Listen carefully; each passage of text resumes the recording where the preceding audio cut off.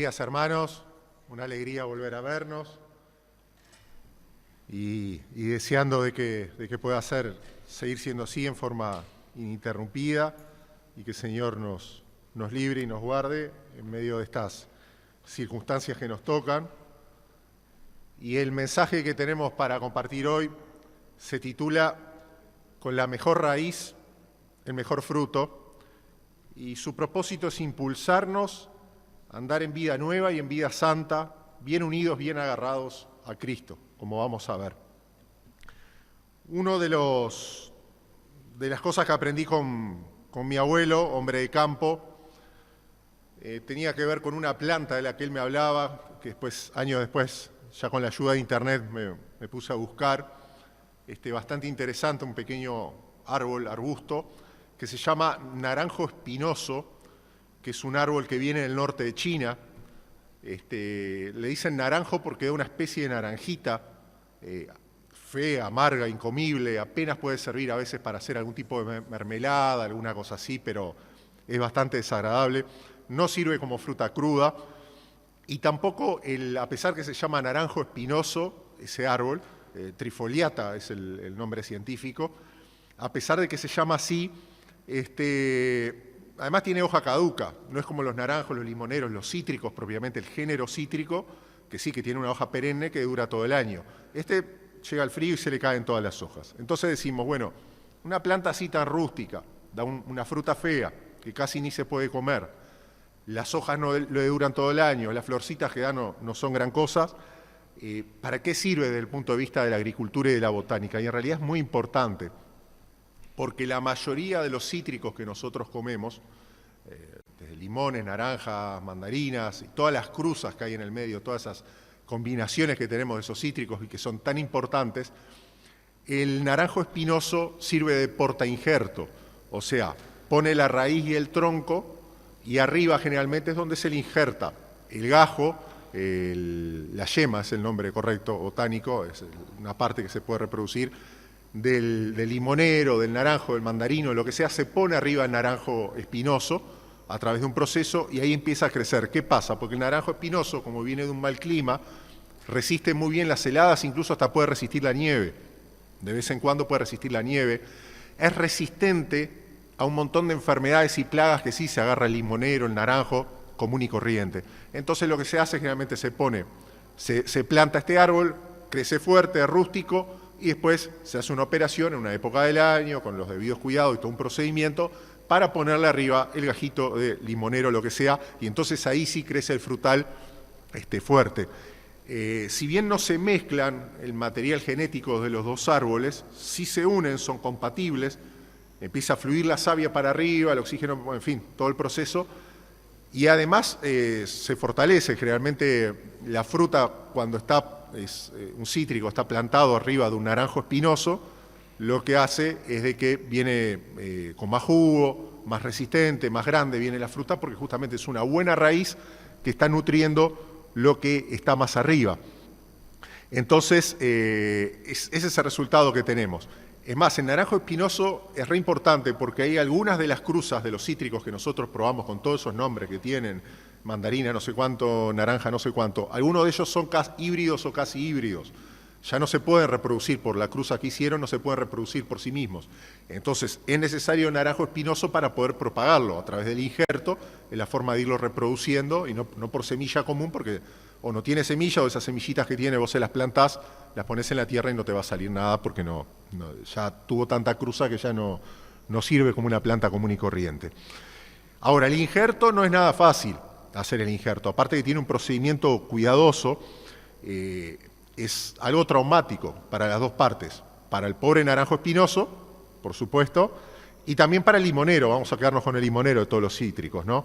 Hay que hacer un corte, sacarlo del lugar natural, de la planta natural donde creció, llevarlo a un tronco que no es naturalmente el suyo, y bueno, se lo sujeta, se hace todo un tema, hay un corte, un mantenimiento para que pueda aprender, sufre, si se hace mal, puede hasta fallar incluso, y cuando se consigue una conexión entre ambas plantas, ahí sí el injerto empieza a vivir y empieza a florecer.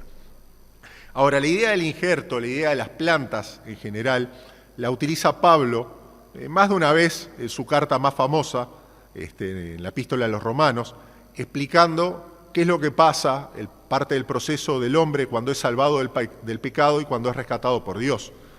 Y en particular, si bien hay un pasaje más conocido que habla acerca del injerto y del olivo, ahora venimos a otro pasaje previo a eso, lo va a utilizar en un pasaje para hablar acerca del proceso de santificación, la idea de ser plantado, la idea de compartir una misma suerte, un mismo destino entre el árbol tutor, el portainjerto y la plantita que se le pone arriba. Y ese texto, los voy a estar invitando a abrir, es en la Epístola de los Romanos, Romanos capítulo 6, versículos 1 al 5. Romanos 6, del 1 al 5,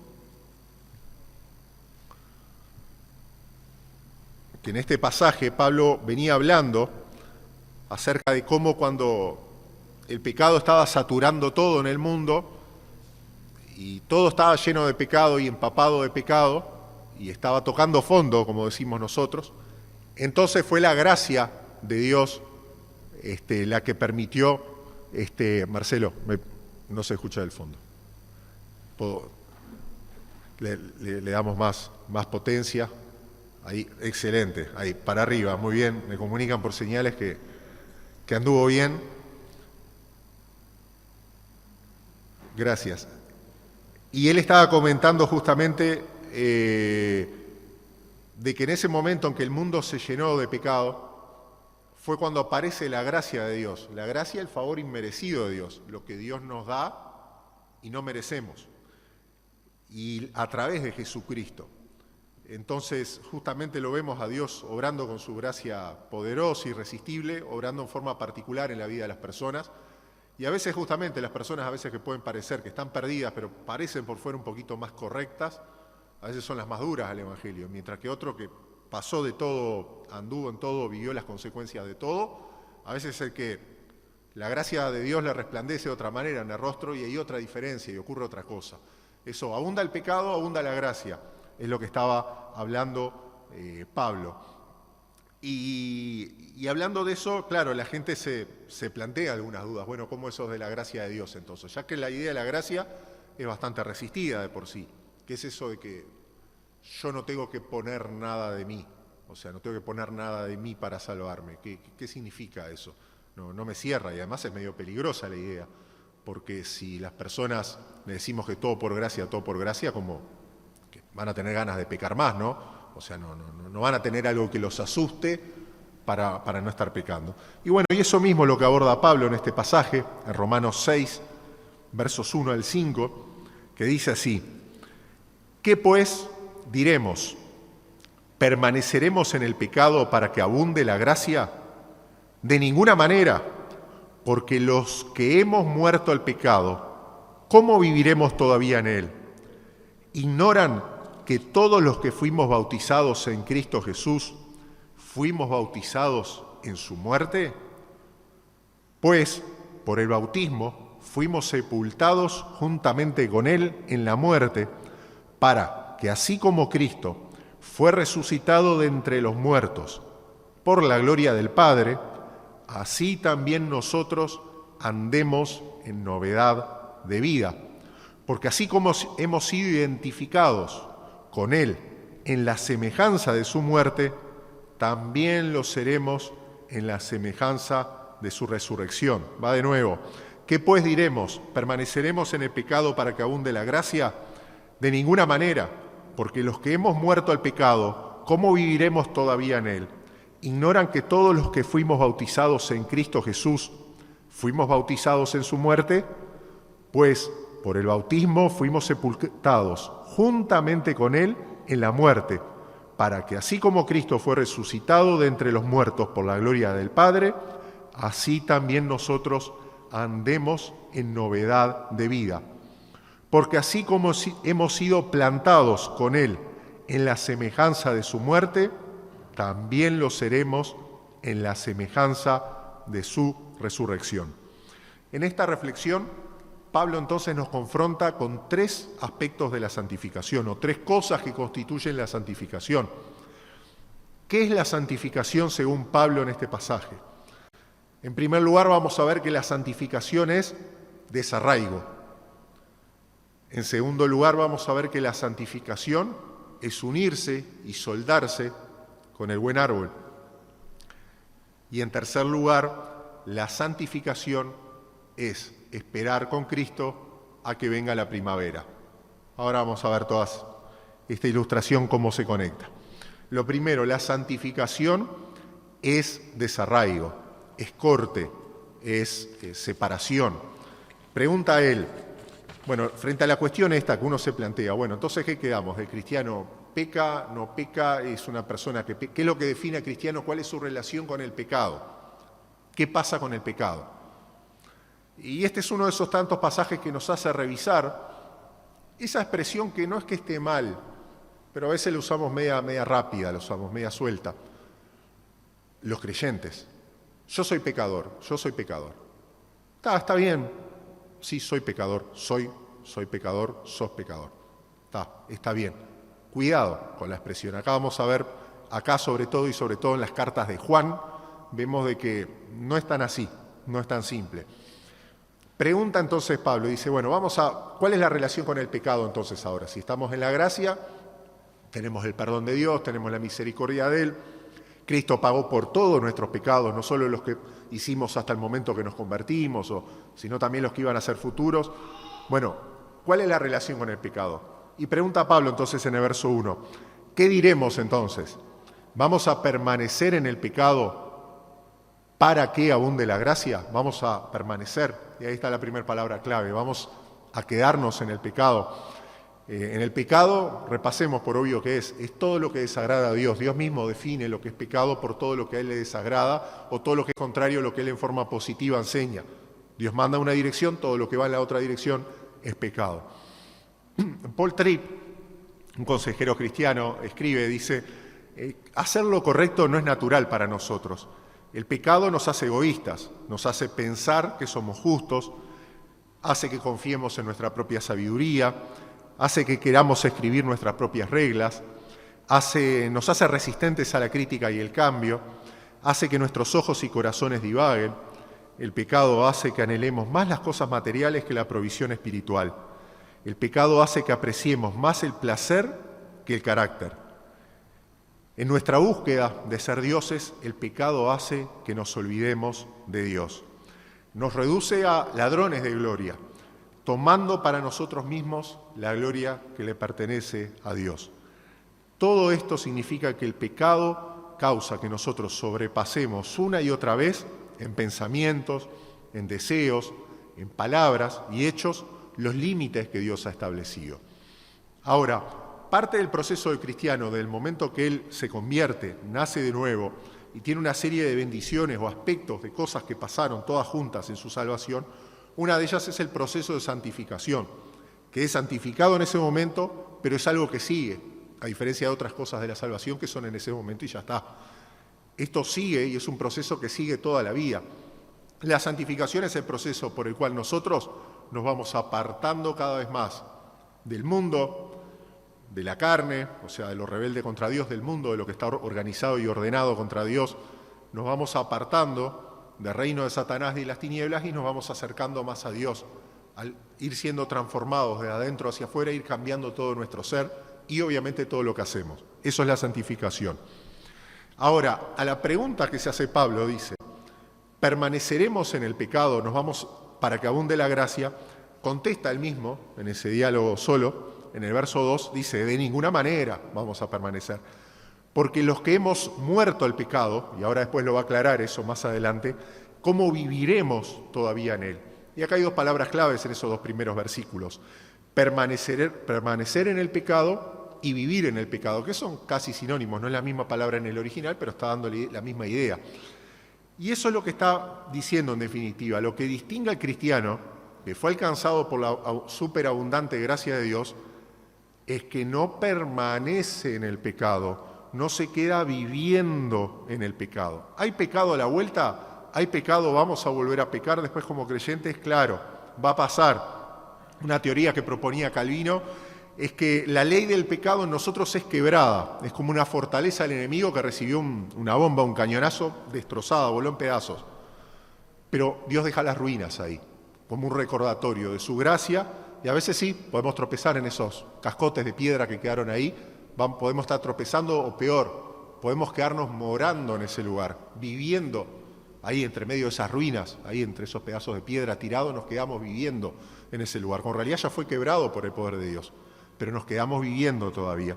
Y además esas ruinas están ahí para hacernos, decía este hombre, para humillarnos y acercarnos a Dios cuando nos damos cuenta de los débiles que somos. No es que Dios quiera el pecado o esté autorizando el pecado, pero quedan esas ruinas de pecado alrededor nuestro. Sin embargo, lo que sí cambia cuando en el momento de nosotros venimos a Cristo es nuestra relación con el pecado. No solo debería cambiar, esperamos y trabajamos para que cambie, baje la cantidad, baje la frecuencia del pecado, pero que también cambie la relación, no solo cambie en cantidad, sino en calidad, en sustancia cambie. Porque tiene que cambiar la esencia. Nosotros ya no somos esclavos del pecado, ya no practicamos el pecado como dice Juan en sus cartas. Y Juan reserva la palabra pecadores para otra categoría de personas, para el que no está salvado. Por lo menos él lo usa así, yo prefiero usarlo también así. Ya no es una forma de vida, ya no es una necesidad el pecado, ya no es lo único que sabíamos hacer, como nos pasaba antes de venir a Cristo. Y esa palabra clave dice, no vamos a permanecer en el pecado, no nos vamos a quedar viviendo. Voy a dar una imagen un poco fuerte. Cuando yo, Mariano, me muera físicamente y deje esta vida, a menos que sea en una circunstancia muy especial, una catástrofe, no sé, un siniestro, una cosa tremenda que a veces pasa de que bueno, el cuerpo no puede ser recuperado, a menos que sea una cosa así, lo normal es que va a pasar, donde sea que ocurra y donde sea que sorprenda eso, es que voy a ser sacado de ahí, va a venir gente, va a venir personas, no sé, de la salud, de lo que sea, va a ser trasladado el cuerpo, se va a sacar, no se queda ahí, no se deja aquel que murió en el mismo lugar donde está. Se lo traslada y bueno, empieza todo un proceso, ¿no? De ese momento, pero no se lo deja en el lugar. Y acá hay algo de eso en esta imagen. Dice, al pecado morimos, dice Pablo. Bueno, y quien murió no se puede quedar en el lugar. Va a ser trasladado y va a ser quitado de ese lugar. Entonces, la relación con el pecado es que cambió el hábitat, cambió el lugar donde estábamos. O siendo más ejemplo a mí grosero, volviendo a mí y siendo más grosero el ejemplo. Yo no voy a andar por los mismos lugares que andaba siempre. Voy a estar en la gloria de Dios, pero no voy a andar por esos mismos lugares. No voy a andar allá en mi trabajo por Plaza Independencia, no voy a ir por acá, no voy a estar acá tampoco. O sea, la muerte hace eso, cambia de hábito, cambia de lugar, desplaza, es lo que hace. Es como el gajo del limonero que estábamos hablando hoy. Para ser injertado, por obvio que parezca, una de las cosas que tiene que pasar es que es cortado del tronco del limonero donde está. ¿O no es cortado? Es cortado. No existe ningún injerto donde se lo deja en el mismo árbol que estaba. O no sé, puede hacerse en otra... Bueno, ese es otro caso. Pero no existe.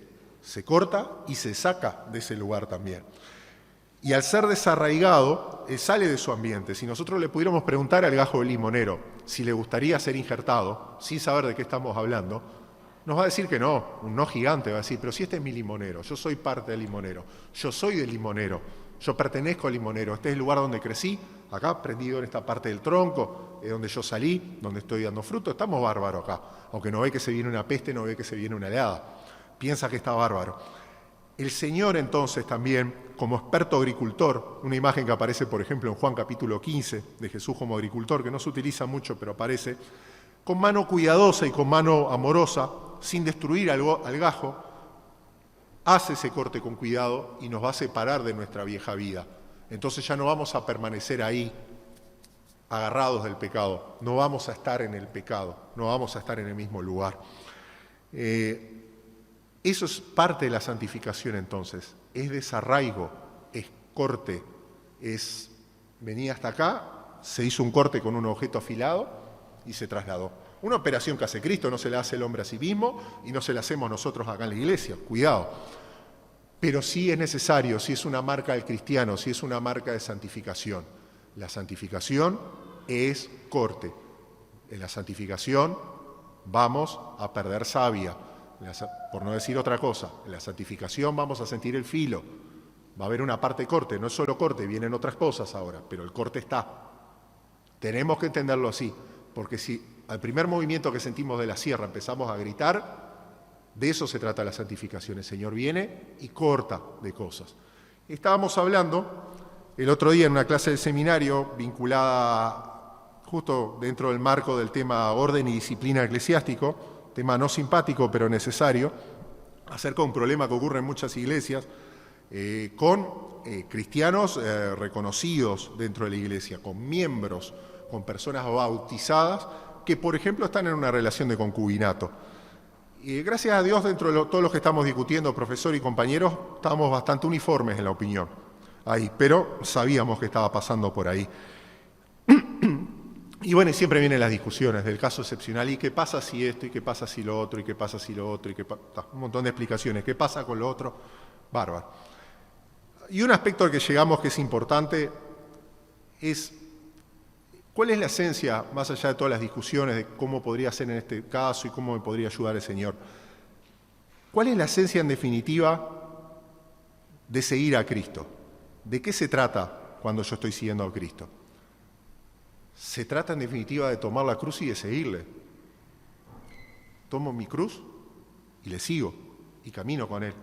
El mismo Señor que dijo, el que ama a padre o madre más que a mí no es digno de mí. El que ama a hijo o hija más que a mí no es digno de mí. El que ama esposo o esposa más que a mí no es digno de mí. El que ama concubino o concubina más que a mí, por condición necesaria, no lo dijo el texto, pero por condición necesaria se desprende, no es digno de mí. De eso se trata la vida cristiana, pero con un montón de aspectos nos va a pasar. Corte. Vamos a tener unos cortes. ¿Qué cortes? Por supuesto, lo va a decir el Señor conforme a su palabra, la guía de su Espíritu Santo, el consejo de hermanos, del pastor, está bárbaro. Pero la vida cristiana tiene cortes que no nos sorprendan, hermanos. La vida cristiana tiene cortes. El gajo se corta. Y pasa muchos años, yo estoy en Cristo y descubro que había otro desgajamiento que era necesario todavía y que el Señor lo va a hacer. No es la única marca, no es lo único que constituye la vida cristiana, no es lo único que constituye la santificación. Pero hay cortes que no nos sorprendan los cortes. Ahora dice Pablo acá, dice, bueno, fíjense que dijo, bueno, no vamos a permanecer en el pecado y no vamos a seguir viviendo en él, en los dos primeros versículos. La de santificación es desarraigo y es corte. Pero hace una explicación pequeña en el verso 2, dice, porque los que hemos muerto al pecado, bueno, ¿qué es eso de que hemos muerto al pecado concretamente? ¿Qué es morir al pecado? Y la santificación, en definitiva, incluye también unirse a ese buen árbol que es Jesucristo. Versos 3 y 4 dice, dice una verdad, ignoran que todos los que fuimos bautizados en Cristo Jesús, también le podríamos agregar, fuimos bautizados para participar, dice la NBI, fuimos bautizados para participar en su muerte, todos los que fuimos bautizados en. ¿Qué quiere decir bautizados en? Quiere decir bautizados respecto a. Pablo asume que los que están leyendo la carta fueron todos bautizados. Y acá está hablando, quizás, tal vez en este versículo, de lo que se dice, a veces se le llama el bautismo espiritual, la conversión propiamente. Después el bautismo en agua, el bautismo físico, que se hace 1 o 2 veces al año en la iglesia. Eso es un símbolo que representa algo que ya pasó. Yo ya creí, morí, nací de nuevo y ahora doy testimonio público a través de ese bautismo. No es que en el momento de ese bautismo ocurre todo esto. Y ese bautismo justamente representa la sepultura. Una de las muchas cosas que representa el bautismo en agua, por inmersión, no salpicar con agua, por inmersión, es que la persona es sumergida en agua, es enterrada en agua. Recién vimos que venía una muerte primero en la santificación. Ahora viene la sepultura en agua. Y después, obviamente no queda, y después se lo saca del agua. Pero viene una parte de una sepultura que es lo que corresponde después. Y nosotros estamos indicando en el bautismo de que fuimos sepultados juntamente con Cristo. De alguna manera, así como Él murió en la cruz y Él facilita la muerte de nuestra vieja vida, también en el momento que fue enterrado, nosotros también participamos con Él en eso.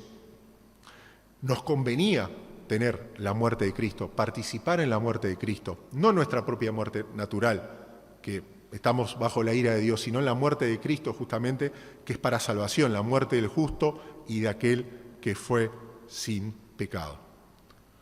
Síguele en el verso 4, pues por el bautismo fuimos sepultados juntamente con Él en la muerte, así como Cristo fue resucitado de entre los muertos para la gloria del Padre, para que así también nosotros andemos en novedad de vida. Fuimos transformados, nacimos de nuevo, se nos dio un nuevo corazón, se nos dio el Espíritu Santo, fuimos reconciliados, perdonados, justificados, adoptados por Dios. Todo vino junto. Y una vez de que nosotros estamos unidos a Cristo y participamos en su muerte, ya estamos unidos a Él en esta nueva vida. Ya no estamos solos.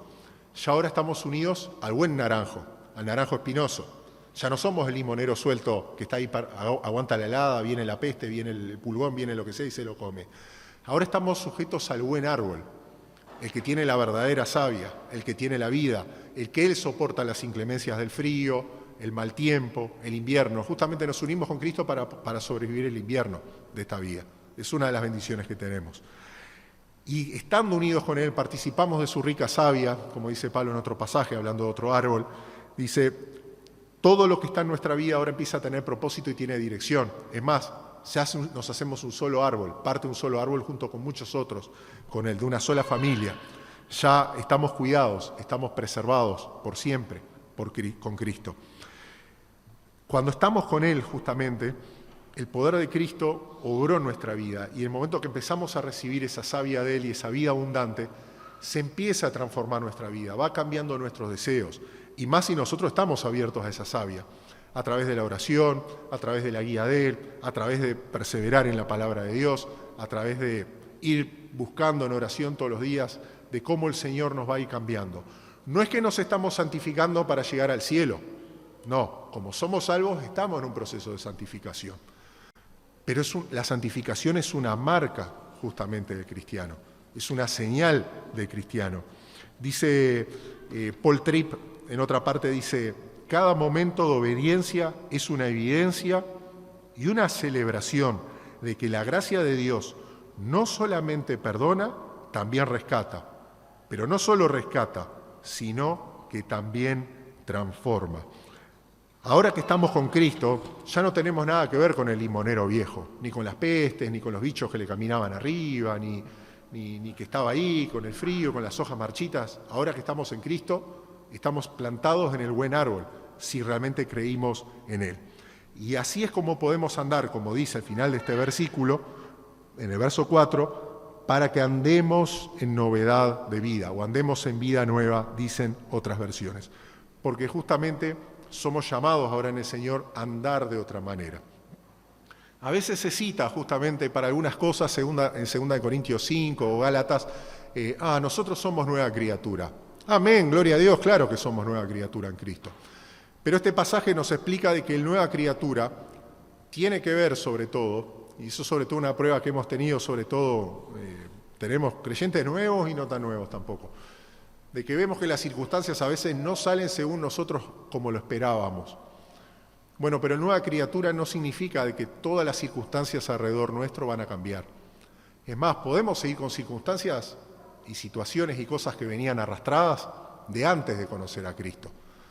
Pero nueva criatura significa que el cambio está dentro nuestro. Y con Cristo viviendo dentro nuestro, nosotros tenemos un poder y una capacidad que solo nos da Él para responder a las dificultades de otra manera, para vivir en el Señor de otra manera. Y ahí está la nueva criatura. Tal vez las circunstancias no cambiaron mucho. Quizás yo todavía estoy ligado, atado, vinculado, comprometido con problemas, cosas que vienen de mi vieja vida. Bueno, pero ahora soy nueva criatura de adentro hacia afuera. Eso es lo importante. Más allá de después cómo en el Señor iré manejando las circunstancias. Ahí está la nueva criatura. No es tanto de, nueva criatura y todo lo que me rodea, no sé, cheque en blanco no me importa. No es así. No viene tanto por ese lado. Viene por el lado de que ahora puedo andar en nueva vida, porque ahora soy parte del buen naranjo. ¿Está bien? Y la última pregunta que nos podemos hacer es, todas estas bendiciones que tenemos a través de la santificación, ¿es solo para el presente? O sea, está bien, solo que estamos disfrutando ahora de que estamos unidos al buen árbol. Y eso nos responde el último versículo que vimos, el 5, que dice, porque así como hemos sido identificados con Él en la semejanza de su muerte, también lo seremos en la semejanza de su resurrección. Estar siendo santificados con Cristo, estar con Él, significa de que estamos también invirtiendo para la eternidad. Estamos trabajando para nuestra eternidad. No para ver si nos salvamos, pero sí haciendo tesoro, de una manera que no entendemos, para la eternidad. Estamos trabajando para la vida futura, para nuestra patria celestial, para las moradas que Cristo nos ha preparado. Y al estar trabajando y permitiendo que Dios trabaje en nuestra vida, y cuando Él está obrando en nuestra vida, y a veces está haciendo un desgajo, a veces nos está nutriendo con su buena savia, en definitiva, Dios también está trabajando y puliéndonos para disfrutar de la gloria venidera, de las cosas futuras, de la eternidad, porque de eso se trata, una preparación, un tiempo para la eternidad. Y mirar las cosas de esta manera, poder verlo con ojos de eternidad, eso nos va a ayudar también a andar en santidad en esta vida. Porque justamente una de las cosas que lucha contra nuestra santidad es lo inmediato, lo que yo veo ahora. Veo este problema, veo esta dificultad, veo esta tentación, veo esto otro que es tan bueno, veo esto otro que los demás disfrutan y ¿por qué yo no? Y en cambio la eternidad nos permite levantar la vista por arriba de eso y proyectarnos más arriba y ver más adelante y andar con los ojos de la fe, andar como los héroes de la fe, está bien, no esperando esta tierra, sino una tierra futura. Y eso también nos va a ayudar a andar en santidad. Incluso cuando las cosas se ponen feas, incluso cuando la tentación aumenta, cuando estamos más estresados, más apretados con problemas, con más dificultades. El pensar en eternidad y no pensar ahora en lo inmediato, o cosas que ahora también son importantes, que pedimos la bendición de Dios, nos va a ayudar también a levantar la vista y nos va a dar nuevas fuerzas para poder caminar en santidad y caminar en el Señor. Dice otro pastor, uno danés, Nissen de apellido, fíjate en qué realidad, en qué cosa hemos sido bautizados. Jesús asumió todo lo tuyo, asumió tu humanidad, tu naturaleza, tus debilidades, asumió la culpa de tu pecado. Jesús asumió todo lo tuyo para que vos pudieras tener todo lo suyo. Jesús asumió todo lo tuyo para que vos pudieras tener todo lo suyo, con todas sus bendiciones. Así que a modo de resumen, para hacernos santos es necesario, no nos sorprenda que seamos cortados y desarraigados de nuestra vieja vida. Hay corte en la vida del cristiano, en el momento de la conversión y después vienen otros cortes después. No nos sorprendan, no nos desanimen, tienen un buen propósito. Segundo lugar, para hacernos santos es necesario estar bien unidos a Cristo. No hay un proyecto de santidad o de mejora personal separado de Cristo. Por eso todas las religiones que dicen, este hombre, esta otra religión falsa, este musulmán, este mormón, qué buena persona que es. Mentira, mentira porque no lo mirás como es adentro. Mentira, no es así. No hay santificación sin Cristo. Es en unión con Cristo que la tenemos. Cuidemos y cultivemos entonces ese vínculo que ahora estamos unidos al buen naranjo, justamente, que Él mismo se hirió a sí mismo y permitió ser herido para que nosotros pudiéramos ser injertados.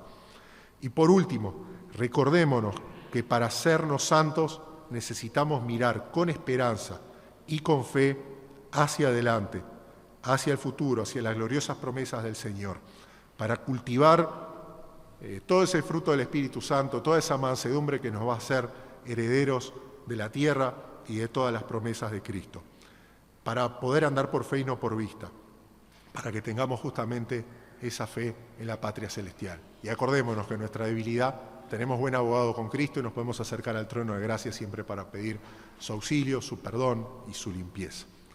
Oremos. Amado Jesús, te damos las gracias, Señor, por esta salvación tan grande y esta bendición tan grande, como tú fuiste herido, recibiste tu llaga, Señor, para que nosotros pudiéramos ser sanados, para que pudiéramos ser unidos a ti, para que podamos ser buenos pámpanos, llevar mucho fruto, Señor amado, para cómo siendo una planta común y silvestre como éramos, fuimos injertados en el buen árbol, Señor, contra todo pronóstico, contra toda sabiduría humana, y de tu misericordia y de tu gracia nos alcanzaste a cada uno, no porque nosotros fuéramos merecedores. Ayúdanos, Señor, con tu poder a vivir vidas santas, vidas que te honren, vidas que te glorifiquen, vidas que aún en nuestros pensamientos más profundos, en nuestro corazón, en nuestras ideas, muestren realmente que estamos en el buen árbol, que recibimos la buena savia, que estamos bien nutridos en ti y que estamos seguros y firmes. Venga la prueba que venga, venga la dificultad que venga, aun si esta vida terrenal, este templo terrenal se deshiciere, Señor amado, que sabemos, Señor, que nos espera algo mucho mejor todavía en la gloria. Que con esos ojos podamos andar y vivir vidas santas que te agraden a ti. En el nombre de Jesús oramos. Amén.